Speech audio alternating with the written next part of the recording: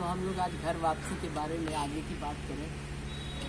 कभी कभी ऐसा होता है कि जब आप घर वापस आए और आपका मनपसंद व्यक्ति वहाँ न हो तो वो घर वापसी अधूरी होती है। जब हम लोग स्कूल से लौटते थे, अगर माँ घर में नहीं है तो हम परेशान हो जाते थे। हमें घर नहीं लगता था माँ कहाँ है। परेशान होकर इधर उधर घूमते रहते थे, न जूता उतारते थे, न बस्ता संभालते थे। जब तक माँ नहीं आ जाती थी तब तक हमें घर की तरह नहीं लगता। ये तो ही बचपन की बात है। और जब आप बड़े हो जाते हैं, जब आपकी माँ हमेशा के लिए चली जाती है, तब आपकी क्या स्थिति होती है। आप उसी छोटे बच्चे की तरह भटकते से रहते हैं। बहुत ज़रूरी स्थान होता है ज़िंदगी में हमारी माँ का।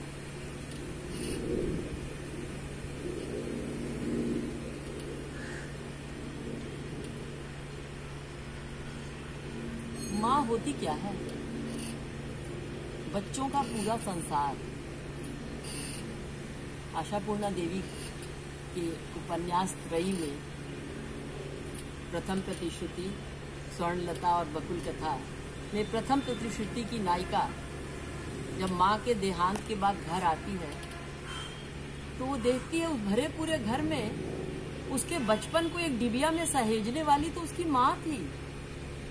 उसे लगता है कि मैं घर तो आई हूँ पर ना तो यहाँ मेरा बचपन है, ना मेरी माँ है, ये तो मेरे लिए अजनबी है। उस नायिका की पीड़ा गहरे तक छू जाती है, बहुत गहरे तक छू जाती है।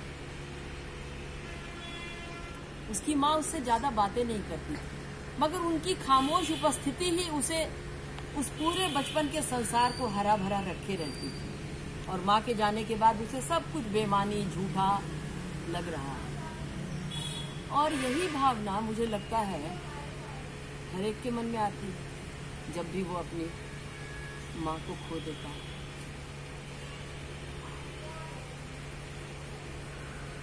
मेरी माँ और मेरे पिता ने अपनी माँ को बचपन में खो दिया।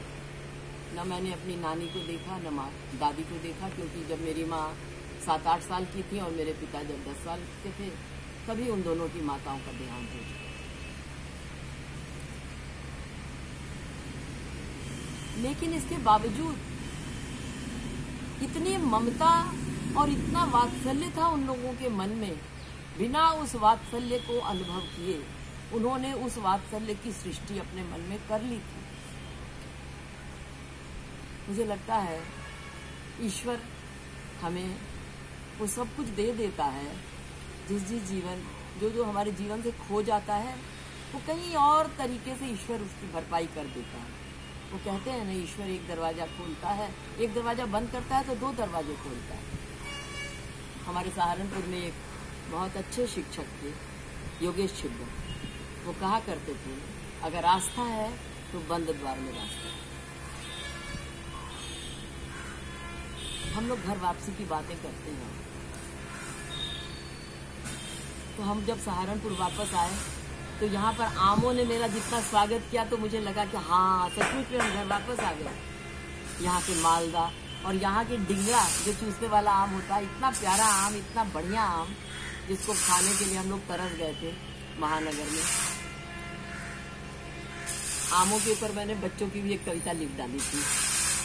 आज फलों की हुई दोस्ती, आज फलों की हुई लड़ाई, केला बोला हटो संतरे, मैं हूँ राजा तू है सिपाही, उठा पपीता लुढ़क कर लूंगा जी मैं मनचाही, मीठे अंगूरों के गुच्छे बोल पड़े मत मचा तबाही, खट्टे अनार को आया गुस्सा, शोर मचाने की है मनाही, खरबूजे तरबूजे दौड़े ले आए एक बड़ी कड़ाही, दौड़ा आया आम रसीला, करो दोस्ती छोड़ लड़ाई। तो ऐसे ही थोड़ी कहते हैं हम लोग कि आम फलों का राजा है। आम सचमुच ही कमाल का है। वो आम एक फल नहीं है, वो एक पूरी संस्कृति है, एक पूरी दुनिया है, एक पूरा अपनापन है। आमों के लिए तो शायर ने कहा है, आमद से दशहरी के है मंडी में दशहरा, हराम नजर आता है जो माशूक का चेहरा।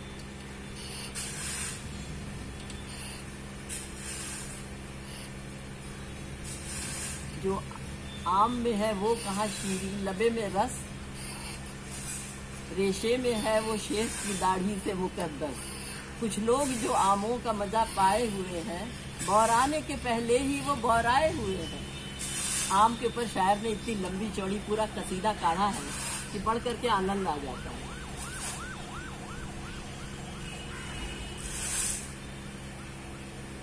एक इस संबंध में एक बहुत ही मजेदार घटना है। जब रानी एलिजाबेथ और प्रिंस फिलिप जब हिंदुस्तान आए थे, ये 1961 की बात है, तो वो गवर्नमेंट तो बॉम्बे में भी उनका स्वागत किया गया था। वहाँ 2-3 दिन रुके थे। बॉम्बे में उन दिनों राज्यपाल थे श्री प्रकाश जी, और वहीं राजभवन में ही उनके लिए शानदार व्यवस्था और आतिथ्य का इंतजाम किया गया था। तो श्री प्रकाश जी बनारस के थे और वो आमों के बहुत ज्यादा शौकीन थे, और शाही मेहमानों के लिए बहुत ही खास किस्म के आम मंगवाए गए थे। तो जब वो आम खाने की टेबल पर आए तो श्री प्रकाश जी ने एक होस्ट की अदा से उन्होंने एक आम उठाया और उसको काटा, उसको तराशा, और प्रिंस फिलिप को कहा कि आप प्लीज खाइए, ये this is really special mango. Prince Philip ने कहा no, I don't eat mango. तो श्री प्रकाश जी couldn't believe his ears। उसने कहा कि no, these are very good, these are mangoes। Prince Philip ने फिर उसी निरपेक्ष भाव से कहा no, I don't eat mango, I don't like them. Shri Prakash ji बिल्कुल हतप्रभ हो गए। उनको लगा मैं दुनिया का 7वां आश्चर्य देख रहा हूँ, कोई ऐसा भी व्यक्ति होता है जो आम नहीं खाता है, जो आम को पसंद नहीं करता है, क्या ऐसा हो सकता है? उस वक्त उनके एडीसी थे लवल खम्बाटा, वो जल सेना के थे। उन्होंने कहा खम्बाटा ही डजंट लाइक मैंगोज। तो खम्बाटा उस मौके की नजाकत को समझ रहा था। उसने कहा his excellency leave it, he doesn't like. Shri Prakash ji बस सो जबरदस्त परेशान हो गए। उनको लगा आज मैंने किसको देख लिया जो आम को पसंद नहीं करता है। तो हम लोग हिंदुस्तानी लोग आम को लेके बहुत टची हैं। आम हमारे लिए एक पूरी कल्चर है, हमारी विरासत है। ये तो हमारे पुरखों की छोड़ी हुई बहुत बड़ी हमारी लिगेसी है, और आमों के तो स्वाद का कहना ही क्या। तो आजकल हम यही सब कर रहे हैं, आमों का आनंद ले रहे हैं, आमों की शेर व शायरी का आनंद उठा रहे हैं। शायर ने ये कहा लंगड़े भी चले आते हैं खाने को बनारस, यानी कि लंगड़े आम को भी उन्होंने ब्याज से इसमें डाल दिया है। तो आप लोग भी आम का आनंद लीजिए। अभी थोड़े ही दिन हैं आम, इनको खा लीजिए और अगले साल तक के लिए इनकी प्रतीक्षा में रत हो जाइए। नमस्कार। आज के लिए